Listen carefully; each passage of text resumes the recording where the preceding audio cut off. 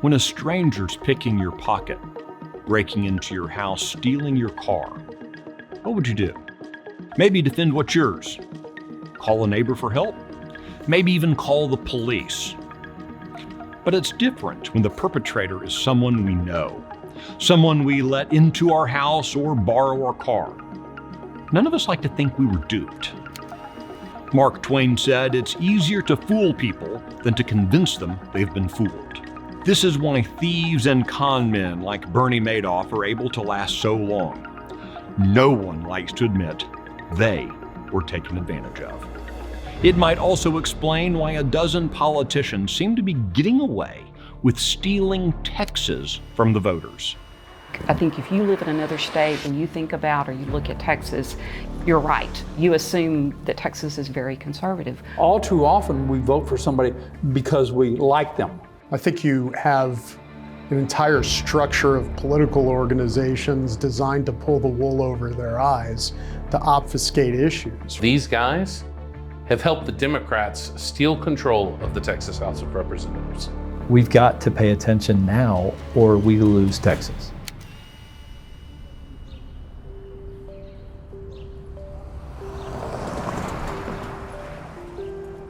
As I've been traveling Texas, I've had people telling me that they feel like the Texas House is run by Democrats.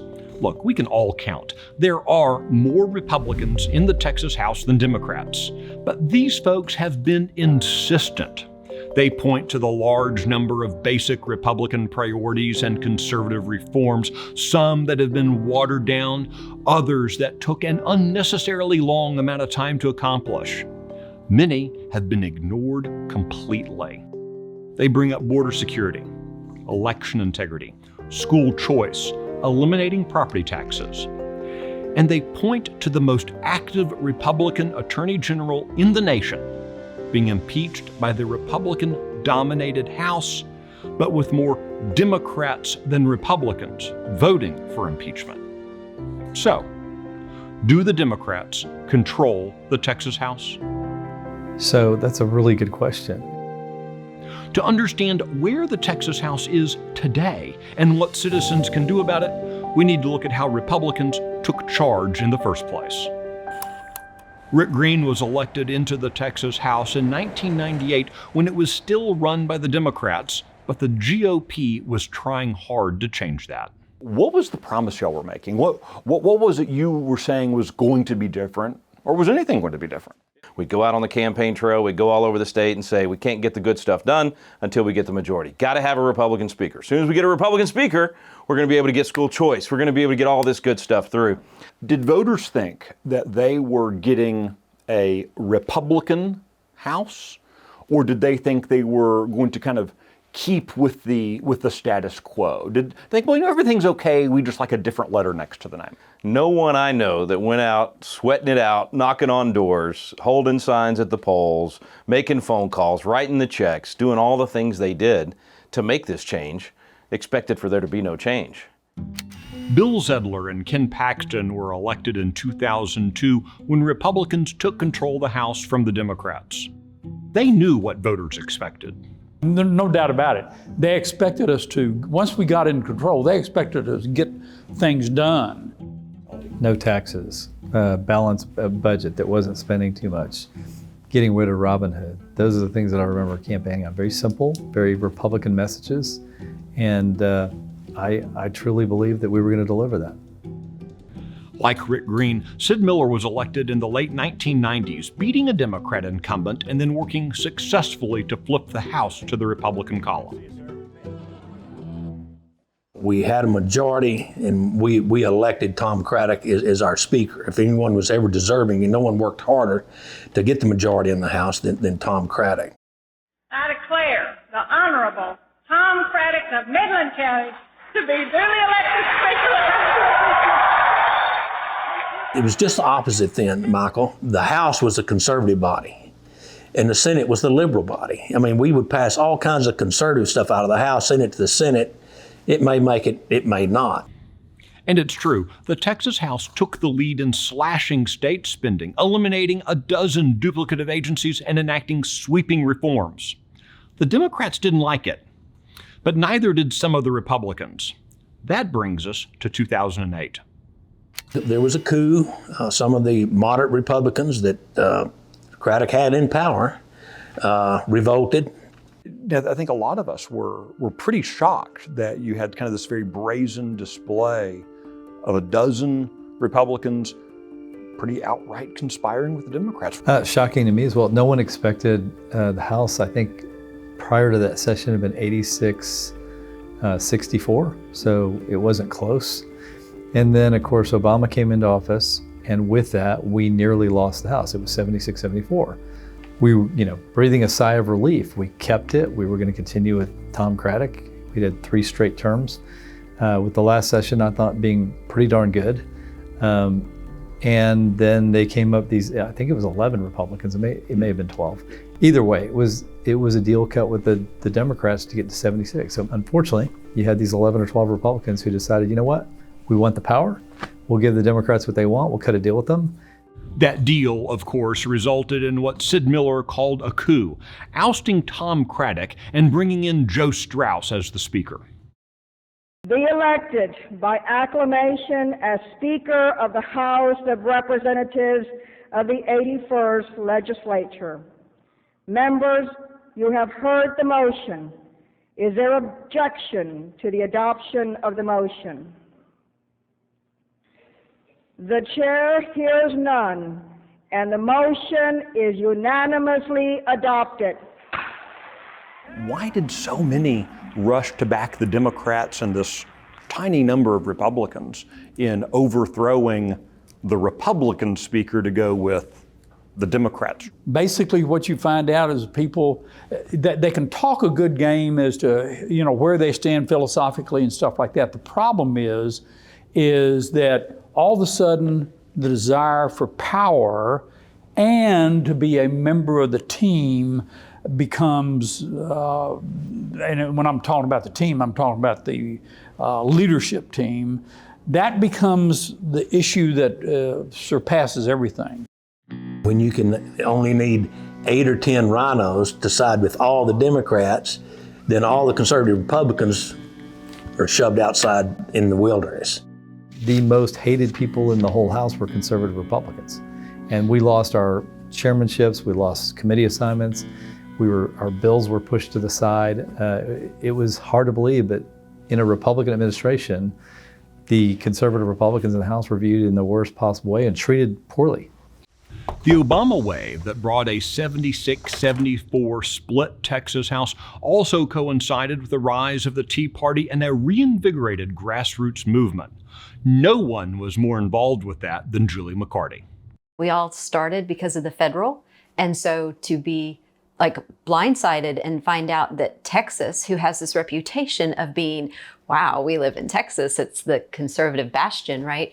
To be hit with, it's not what we all think it is. It was very eye-opening. But it should be noted that the 2008 election that produced the Obama presidency, the 76-74 Texas House, and the Joe Strauss speakership was repudiated by voters in 2010. In that year, Republicans took a near supermajority in the Texas House.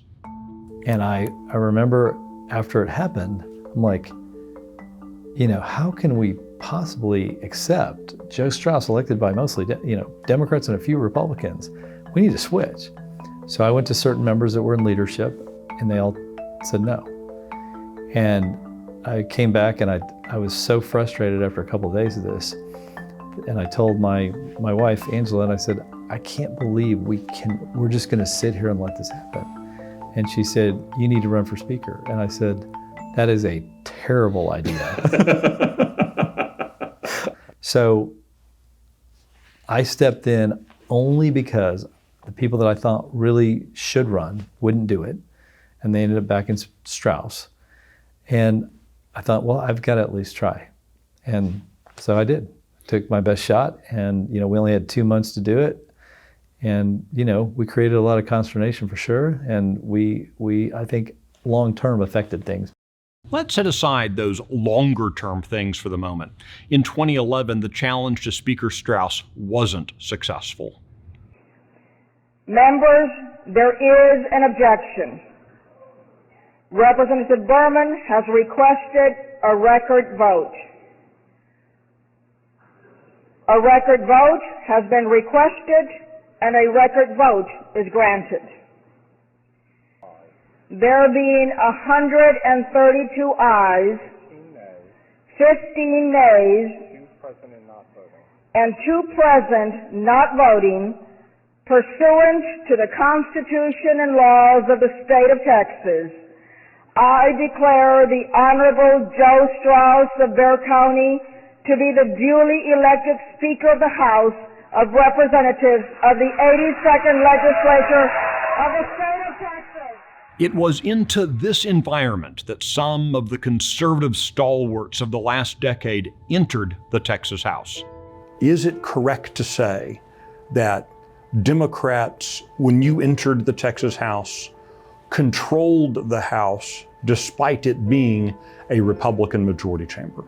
Yeah, absolutely. I mean, you saw that in vote after vote, where a minority of Republicans would vote against something that ended up passing the House with Democrats and a minority of Republicans. But I was surprised by the power the Democrats yield in that body when I got there. Yeah, it was shocking to me to realize that some of the inner circle were very, very liberal Republicans and also just flat out Democrats. They did not want the Republican Party platform enacted. When you first get into the Texas House, you do an orientation, and it isn't for your parking space or anything else. It's specifically to show you that they are a club and that we do what we're told, and you will be accepted as a part of the club and be protected in your reelection effort. And they bring in Democrats as well to show that, hey, you know, despite what you see during the campaign, we do things different here. We're really all friends. You know, what you tell your voters back home is something different. I remember one of the Strauss chairmen specifically said, hey, you guys are freshmen, and the best freshmen, the successful freshmen, are the ones that sit down and shut up. And I remember raising my hand and saying, excuse me, my constituents aren't freshmen, so what about them? I thought it was funny. They didn't think it was very funny. As it turned out, Republican primary voters were less and less impressed with the way the Texas House was being operated, and they expressed that displeasure at the polls. One fellow who was in the middle of all that was Luke Macias. He was a conservative political consultant at the time, working with Republican challengers to Republican incumbents. I happen to know where he hangs out on occasion these days. To come back to on a regular basis, may God bless you, and may God bless Texas. Oh, good job. Ready to do this? Yeah, let's do it. Yeah, should be fun. Am I going to stay up here so we're eye to eye this whole time? What was the mood among Republican primary voters when all that was going on? I think Republican primary voters had just continued to get more and more frustrated with Joe Strauss. At the time, he began to be even increasingly more bold in the positions he was taking that were antithetical to the Republican Party, to the Republican Party platform. It became very apparent that he was done playing that game. He was digging his heels in, he was opposing Republican policy, and he wasn't willing to go back. So Joe Strauss was on his way out. This created an opportunity for the Republican caucus to introduce a rule requiring Republican speaker candidates to start their campaigns inside the Republican caucus. If Republicans rallied around a unified speaker candidate, then Democrats could no longer tip the scales. That was the idea. It was well-intentioned. It had been something the grassroots had worked on, trying to solve this problem of Democrats getting to pick who the speaker is with a handful of Republicans. But it didn't take long for the caucus rule to be ignored. No sooner did Joe Strauss step down as Speaker, a long-serving Republican lawmaker named Dennis Bonnen stepped up. Sorry to keep you waiting a moment. We're here to let you know that the Speaker's race is over. How did the Democrats convince Republicans to go along with breaking the rule they had just passed? I don't think they needed to convince them to break their own rule. I think Dennis Bonnen and Dade Phelan saw it to be personally advantageous to them to break the rule, in spirit, if not in practice. They just believe in their hearts that if you do not empower Democrats, you cannot run a functional Texas House. And this is a lie that many in leadership try to catechize new members in. The American and Texan legislative systems are historically winner-take-all. What had formed in the Strauss years and continues through today is a kind of coalition government in the Texas House. Why is the House such a problem when it comes to conservative priorities and Republican priorities? Frankly, we have a lot of legislators with R's after their name that truly are not going down fighting for those Republican values. We expect them to govern as Republicans, with Republican principles, with Republican, platform in mind, with good relationships with their Republican constituents who put them in office. There's no doubt that that coalition has kept us from doing really significant things. There are things that we could have done that were historic that would have set our state in a much better path. And we've missed those opportunities. We've wasted 10 to 15 years of things that could have been done for this state. And we miss those opportunities. We have the majority in the House. We have the majority in the Senate. We can control the executive branch. We should be able to roll anything we want through there, especially our priorities. When the people voted, they said we want Republicans to control the Texas House and to control the Senate. And we want you to do Republican things. And what's the House do? We go down and we cater to the Democrats. We lose a lot of really good legislation. And we do the absolute opposite of what the voters told us to do through their vote by giving us 80+ control of 150. Dennis Bonnen lasted only one session as Speaker before being forced to resign in disgrace following a scandal. One of the most powerful men in Texas wrapped up in a political scandal. Lawmakers are asking the Texas Rangers to investigate Texas House Speaker Dennis Bonnen. Once again, a new Speaker candidate first campaigned with the Democrats before getting the endorsement of the Republican caucus. State Representative Dade Phelan of Beaumont actually met with the Democrats' Equity Caucus, which is devoted to LGBTQ causes, in order to get their support before meeting with the GOP caucus. His speakership's been equally divisive, and he's had more than his fair share of controversial moments. Mr. Campbell sent an amendment. The amendment is acceptable to the author. Is there objection to the opposite amendment? The chair has none. The amendment is adopted. It seems only fair to call Dade Phelan since his name keeps coming up.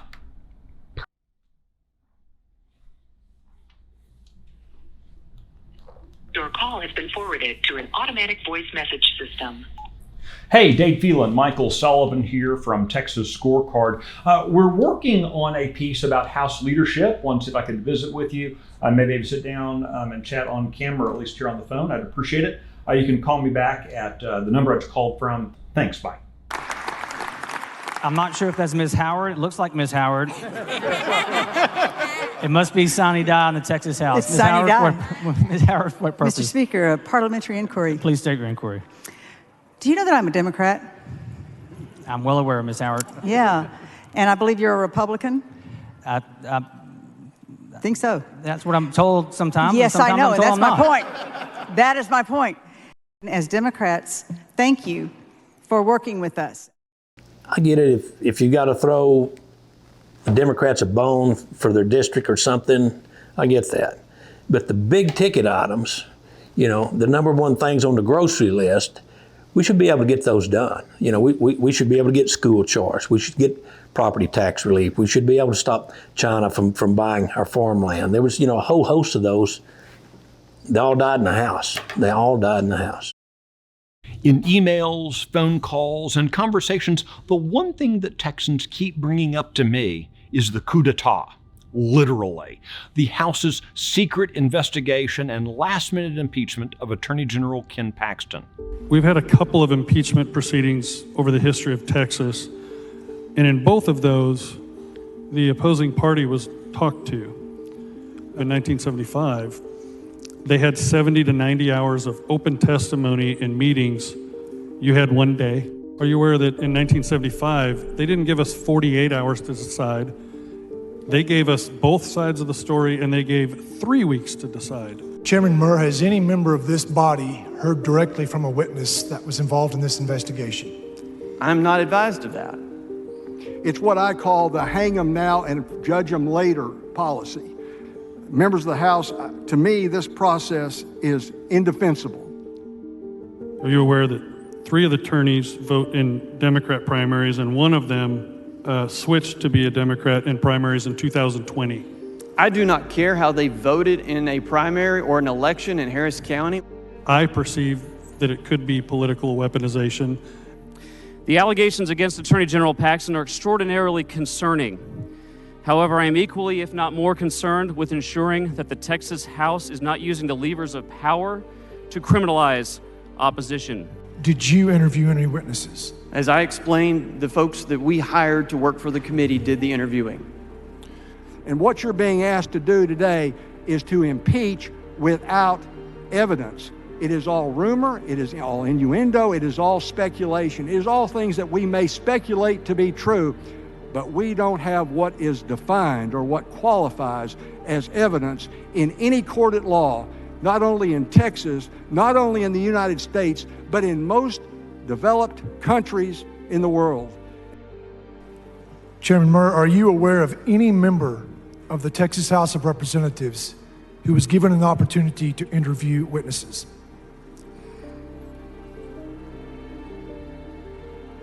So I'm gonna answer that in a broad stroke because I understand that you're trying to make a point. This body is afforded more time for debating tampon tax relief than we've given to deciding whether to impeach the highest law enforcement officer in our state. Chairman Murr, do you know whether any witnesses that spoke to the investigators hired by the committee were placed under oath? No witnesses were placed under oath. The rules were made up as we went in this process, and that's not the way it should be. Members, I will submit to you there is no evidence for future legal proceedings based upon the record here today. The question occurs on adoption of the resolution. This record vote required by the Constitution. The clerk ring the bell. Should the Speaker voting aye? One fellow from Orange summed it up in an email. He wrote, "We heard all about Paxton. We voted for him. I guess the House didn't like our answer." With the impeachment of Ken Paxton, does it feel like the Texas House is trying to subvert the will of the citizens and insert their own, to substitute their judgment for that of the express judgment of the voters? I'm not saying Ken hasn't made mistakes. I mean, he's fallible just like every single one of us. But man, he has taken on the machine, both on the federal level and here in the state, like few others have. And so maybe that has something to do with it. So I was furious. The voting constituency of their districts voted for Ken Paxton in the November election. Just 7 months before, they decided to do this so-called investigation and impeachment proceeding. Texas House was 100% trying to overturn the election. The process was greatly flawed. It was done in secret, in the dark. Even members didn't know what was going on. Certainly the public had no insight into what was happening. Then all of a sudden, one day, poof, let's vote to impeach Ken Paxton. Well, they didn't let the process work. They did it in secret and behind closed doors, and they could have possibly had the same results and not been criticized. If you studied the 1975 impeachment, they spent a great deal of time saying, this is the impeachment process, this is what we ought to be considering, that kind of thing. They actually had the testimony on the floor of the House where members of the House could see it, the public could see it. And that was denied in this case. So I think the whole thing smacks of a little bit of a witch hunt, and it makes you wonder, okay, if they do this with the Attorney General and they do it in this manner, who else might they do this to? Right. And under what circumstances? And so it's about due process. It's about free speech, the right to be heard. They absolutely could have had a whole different process that would have gradually eased everybody through this, and we could have all had our voices heard. They weren't interested in that, so. To me, the impeachment and the timing of it all and the way that it was done was way more about, don't look at what we just did this last legislative session, look over here instead. Because They know that what they produced in that legislative session, not good enough for voters. It's not what they were sent down there to do. It's not what the party told them to do. It's not what they promised they were going to do. And so they needed a distraction of epic proportions. When you look at the budget and how much they increased it, when you look at very little done on property taxes, when they had the opportunity to do so much more, fail, fail, fail, fail, fail. If I'm ever going to be in part of any impeachment proceeding that actually results in the impeachment of an officer, I don't want it to look like a Saturday mob out for an afternoon lynching. Matt Rinaldi told me something very interesting about the relationship between the control of the House, Democrats controlling the House, and the secretive impeachment process that was employed. If Republicans were driving this impeachment, you could point me to one Republican who was talking about impeachment earlier than 48 hours before the impeachment. Nobody can. It doesn't exist. Who do you find statements from? You find statements from Democrats earlier than 48 hours asking for him to be impeached. In fact, they really started to build up on January 7th, 2021. If you go to do a search of news articles on that day, you'll find Democrats in leadership call for Paxton's impeachment. And it wasn't because of perceived corruption or securities law violations. It was because Paxton filed suits challenging the 2020 election. We've seen really kind of outright hostility aimed at the grassroots, aimed at the Republican Party, aimed at the Republican Party activists. What accounts for that? I think it's that many members, again, I tell you, a lot of them are my friends, but they don't vote oftentimes like they tell people at home they're going to vote. I think the speaker and poor leadership's driven that. I think this current leadership is I think they have a weak hold on power, and I think they realize it and are lashing out. I also think they're inept. I think they're incompetent. And I think they're aware of their own incompetence, whether it be, actually aware or subconsciously aware of it, and they're lashing out. It's a Republican and Democrat coalition. It's not a Republican coalition. What the Republican Party wants is for the speaker, whoever the speaker may be, we don't care who it is, we want a Republican coalition to be made in the House, like in the Senate and every other legislative body in the country. I think it serves the speaker's purposes. He doesn't really care about the Republican Party. He cares about his own power. So if he can build this coalition and hurt the Republican Party so that they can't speak to their own members, then he has a lot more say over what's going on. He has a lot more power and control. That's what he wants. He wants to control the Republicans so that he can get them to cut the deals with the Democrats so he can keep his power. It feels like Republican lawmakers don't like their voters. 100%. They hate the voters. The voters are a distraction to them. The voters can cause pain and disruption to their lives. They avoid them at every chance they get. Well, you just don't understand. Right. We hear that a lot. You just don't understand the process, or you don't understand all of the complexities of the issue. No, I think we do understand. I think we understand very well that our liberties are in jeopardy. What are folks' reaction when they find out that that in Texas, the big bastion of conservatism, you've got Democrats chairing legislative committees? I think people outside of Texas are shocked when they find out we're not truly a red state. Do the Democrats control the Texas House functionally? Yes, I think they do. Yeah, absolutely. There's no doubt they took control. Democrats are in complete control of the House. The Democrats control the House. I would agree. I think that is a very fair statement. In Phelan's first session as Speaker in 2021, he allowed the Democrats to abandon the Capitol for months and bust the quorum requirement for legislative proceedings without imposing on them any real penalties. In 2023, Democrats were again front and center in Speaker Phelan's leadership team. One of the ringleaders of that quorum bust was Democrat Joe Moody of El Paso. He recently sent an email to his supporters bragging about his role in the leadership of the House this year, driving outcomes for the Democrats. I'm not just one of the most senior members of the Texas House.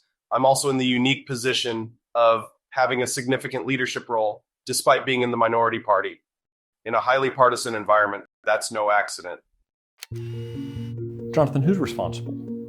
Michael, millions of Texas voters went to the polls. They elected Republicans thinking that they were going to get a certain outcome. And then you have Dade Phelan, with the help of some bad actors in the Texas House who run as Republicans, have literally stolen the Texas House of Representatives away from the voters and given it to Democrats.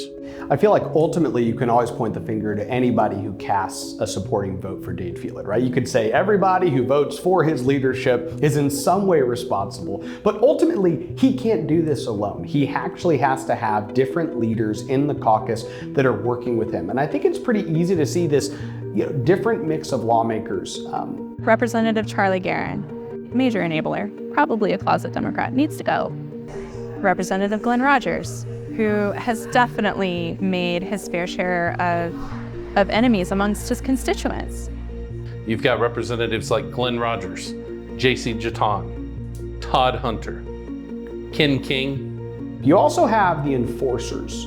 Ultimately, you need people like Jeff Leach, Charlie Guerin, Craig Goldman. These are people who literally walk around the floor and tell people how to vote. Dustin Burrows, the chair of calendars, is with this group too. Dr. Lynn Stuckey, who is out of, I think he's Wise in Denton County and Decatur and all of that. So he's another one. He's gonna have some primary challengers, some solid primary challengers. Stephanie Click, Dustin Burrows, Jeff Leach, Andrew Murr as general investigating chair, somebody who wasn't originally thought to have been a very top lieutenant and was very clearly tasked with some very important things to deliver for the Democrats. Justin Holland says, I'll take one for the team. I'll get with Democrats, vote with them, and pass out some gun control policy, just to give them a win for today. What can people actually do about it? They can kick these bums out of office.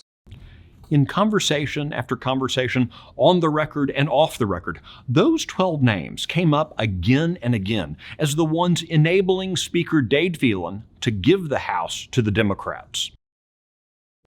Ought to give them a chance to talk for themselves.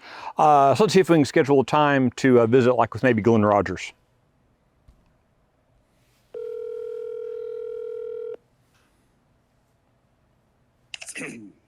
Hello, this is Glenn. Yeah, hi Glenn. This is Michael Sullivan with Texas Scorecard.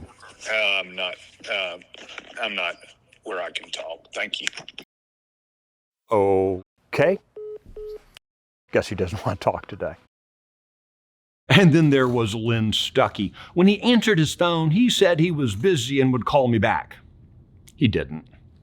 What should grassroots do about all of this? More and more Republicans are waking up to the fact that we shouldn't have a Democrat-influenced, near Democrat-run Texas House of Representatives. It feels kind of personal. It feels like maybe Sid Miller is tired of things not being done. Is that fair? I don't know as much tired, but I'm really frustrated.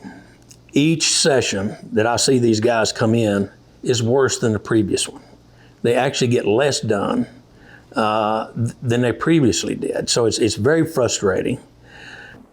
As voters look at the results of the legislative session, as they look at the difficulty of getting property tax relief done, as they look at the impeachment of Ken Paxton, what can voters, what can citizens, what can taxpayers, what can people actually do about it? Yeah.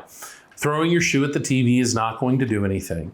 You have to get connected. You have to run for office or support somebody who's running for office. I think people make the mistake of getting super, super emotional. Voters need to mark the first Tuesday in March on their calendar, and they need to remember those votes for Attorney General. They need to remember when their rep makes a statement showing utter disdain for their own party and their voters. We'll never outspend them. Like, they're always going to have the lobbyist money. But if they fear the voters, they're more likely to do the right thing. We used to be the best, right? We were the beacon of hope. And now we're watching Florida and other states pass better legislation than we've got. They're becoming the conservative beacon for the country instead of Texas. So we've got to do something serious. And in fact, maybe that's the right word. We've got to be serious. I am convinced when you go fight and you're going to if you're going to go legitimately fight, I think you end up having a bigger impact than if you sit by and watch. Citizens have to get more active than ever before. We have to do better. We must do better. People need to hold their state reps accountable, their state senators accountable, and say, we're watching you. You better not vote for another rhino speaker. We don't want Democrat chairs. We don't want rhino chairs. We want our conservative agenda passed. Rick, what would you say to legislators, the men and women who are currently sitting in the Texas House? What would you say to them as regards to jumping into the fight? Is it too late for them? It's never too late to win over the people of Texas. I'm telling you, we love fighters for freedom. So no matter what that legislator's done in the past, if they're willing to take on the tough fights right now and stand up for us, we will rally around the banner of liberty when somebody raises it. With the commanding majority in the Texas House, Republicans have nonetheless given functional control to the Democrats, blocking conservative reforms and Republican priorities while pushing a secret investigation and rushed impeachment of the most active Republican Attorney General in the nation, who's racked up wins against Big Pharma, Big Tech, and even the Biden White House. House Speaker Dade Phelan operates the House with a dirty dozen of Republicans willing to give key wins to Democrats. But you don't replace something with nothing. We can throw our shoes at the screens and type furiously on our keyboards.